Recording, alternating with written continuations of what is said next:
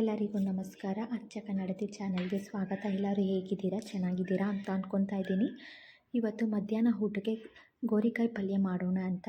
ಅದಕ್ಕೆ ಇವಾಗ ನಾನು 1/4 kg ಆಗೋಷ್ಟು ಗೋರಿಕಾಯಿ ತೊಗೊಂಡಿದ್ದೀನಿ, ಹಾಗೂ ಡಬಲ್ ಬೀನ್ಸ್ ಇರೋವಂಥ ಕಾಳು ತೊಗೊಂಡಿದ್ದೀನಿ, ಹಾಗೂ ಒಂದು ಕ್ಯಾರೆಟ್ ತೊಗೊಂಡಿದ್ದೀನಿ. ರಾತ್ರಿನೇ ನೆನೆಸ್ಕೊಂಡಿರೋವಂಥ ಬಟಾಣಿ ಇಷ್ಟನ್ನು ಚೆನ್ನಾಗಿ ತೊಳ್ಕೊಂಡ್ಬಿಟ್ಟು ಒಂದು ಕುಕ್ಕರ್ಗೆ ಹಾಕ್ಕೋಬೇಕು. ಹಾಕ್ಕೊಂಡಾದ್ಮೇಲೆ ಇದಕ್ಕೆ ಅಳತೆ ಆಗೋಷ್ಟು, ನಮಗೆ ಎಷ್ಟು ಬೇಕೋ ಅಷ್ಟು ಪ್ರಮಾಣದಷ್ಟು ನೀರು ಹಾಕ್ಕೋಬೇಕು.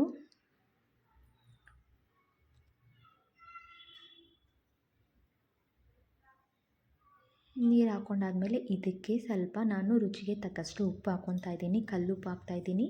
ಯಾಕಂತಂದರೆ ತರಕಾರಿ ಬೇಯುತ್ತಲ್ವ, ಬೇಯೋಕ್ಕೆ ಸಪ್ಪೆ ಆಗ್ಬಿಡುತ್ತೆ ಉಪ್ಪು ಹಾಕಿಲ್ಲ ಅಂದರೆ. ಅದಕ್ಕೆ ಉಪ್ಪು ಹಾಕ್ಕೊಂಡಾದ್ಮೇಲೆ ಒಂದು 2ರಿಂದ 3 ವಿಷಲ್ ಆಗೋಷ್ಟು ತರಕಾರಿ ಚೆನ್ನಾಗಿ ಬೇಯಿಸ್ಕೋಬೇಕು.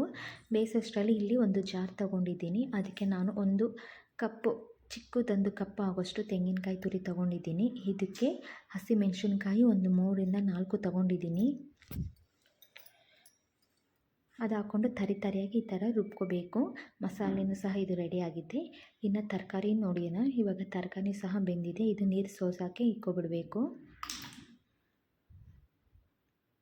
ಇವಾಗ ನಾನಿಲ್ಲಿ ಒಂದು ಬಾಣಲೆ ತೊಗೊಂಡಿದ್ದೀನಿ. ಅದಕ್ಕೆ ನಾನು 2ರಿಂದ 3 ಸ್ಪೂನ್ ಆಗೋಷ್ಟು ಎಣ್ಣೆ ಹಾಕ್ಕೊತಾ ಇದ್ದೀನಿ. ಎಣ್ಣೆ ಕಾಯ್ದ ನಂತರ ಇದಕ್ಕೆ ನಾನು 1/4 ಟೀ ಚಮಚದಷ್ಟು ನಾನು ಇಲ್ಲಿ ಸಾಸಿವೆ ತೊಗೊತಾ ಇದ್ದೀನಿ. ಸಾಸಿವೆ ಸಿಡಿದ ಮೇಲೆ 2ರಿಂದ 3 ಈರುಳ್ಳಿ ತೊಗೊಂಡಿದ್ದೀನಿ. ಸಣ್ಣಗೆ ಕಟ್ ಮಾಡ್ಕೊಂಡಿರೋಂಥ ಈರುಳ್ಳಿ, ಸ್ವಲ್ಪ ಕರಿಬೇವು ಸೊಪ್ಪು ಹಾಕ್ಕೊಂಡ್ಬಿಟ್ಟು ಚೆನ್ನಾಗಿ ಫ್ರೈ ಮಾಡ್ಕೋಬೇಕು. ಗೋಲ್ಡನ್ ಕಲರ್ ಬರೋವರೆಗೂ ಚೆನ್ನಾಗಿ ಫ್ರೈ ಮಾಡ್ಕೋಬೇಕು.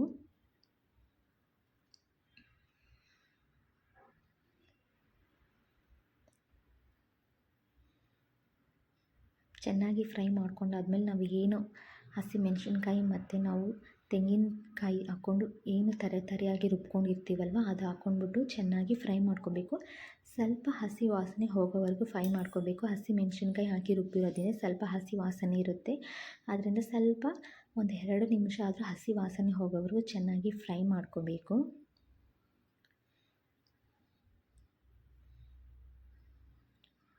ಇದಕ್ಕೆ ಸ್ವಲ್ಪ ನಾನು ರುಚಿಗೆ ತಕ್ಕಷ್ಟು ಉಪ್ಪು ಹಾಕ್ತಾಯಿದ್ದೀನಿ. ಯಾಕಂದರೆ ಕಾಳು ತರಕಾರಿ ಬೇಯೋದಕ್ಕೂ ನಾವು ಗೋರಿಕಾಯಿ ಬೇಯೋದಕ್ಕೂ ನಾವು ಸ್ವಲ್ಪ ಉಪ್ಪು ಹಾಕಿದ್ದೀವಿ. ನೋಡಿಕೊಂಡು ಇಲ್ಲಿ ಸ್ವಲ್ಪ ಉಪ್ಪು ಹಾಕ್ಕೋಬೇಕು. ನಾನು ಜಾಸ್ತಿ ಏನು ಮಸಾಲೆನೂ ಹಾಕ್ತಾಯಿಲ್ಲ. ಇದಕ್ಕೆ ಸ್ವಲ್ಪ ನಾನು 1 ಸ್ಪೂನ್ ಆಗೋಷ್ಟು ಗರಂ ಮಸಾಲ ಹಾಕ್ತಾಯಿದ್ದೀನಿ. ಇಷ್ಟೇ, ತೆಂಗಿನಕಾಯಿ ಮತ್ತು ಹಸಿಮೆಣಸಿನ್ಕಾಯಿ ಮತ್ತು ನಾನು ಇದಕ್ಕೆ ಗರಂ ಮಸಾಲ, ಇಷ್ಟೇ 3 ಪದಾರ್ಥ, ಮಸಾಲೆ ಅಂತ ಪದಾರ್ಥ ಹಾಕ್ತಾ ಇರೋದು.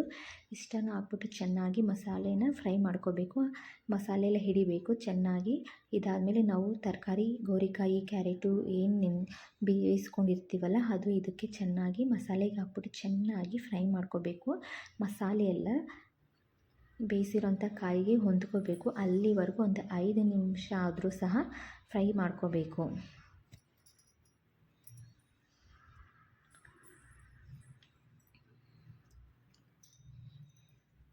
ಚೆನ್ನಾಗಿ ಒಂದು 5 ನಿಮಿಷ ಫ್ರೈ ಮಾಡಾದ್ಮೇಲೆ 2 ನಿಮಿಷ ಬಿಟ್ಬಿಡಬೇಕು. ಮಸಾಲೆ ಎಲ್ಲ ಹೊಂದ್ಕೊಳ್ಳುತ್ತೆ. ಲಾಸ್ಟಿಗೆ ಇನ್ನೇನು ಇಳಿಸ್ತೀವಿ ಅನ್ನೋ ಟೈಮಲ್ಲಿ ಸ್ವಲ್ಪ ಕೊತ್ತಂಬರಿ ಸೊಪ್ಪು ಸಣ್ಣಾಗಿ ಕಟ್ ಮಾಡ್ಕೊಂಡಿರೋಂಥ ಕೊತ್ತಂಬರಿ ಸೊಪ್ಪು ಹಾಕ್ಕೋಬೇಕು. ಹಾಕ್ಕೊಂಡಾದ್ಮೇಲೆ ಒಂದು 2 ನಿಮಿಷ ಸ್ವಲ್ಪ ಬಾಡಿಸ್ಕೋಬೇಕು.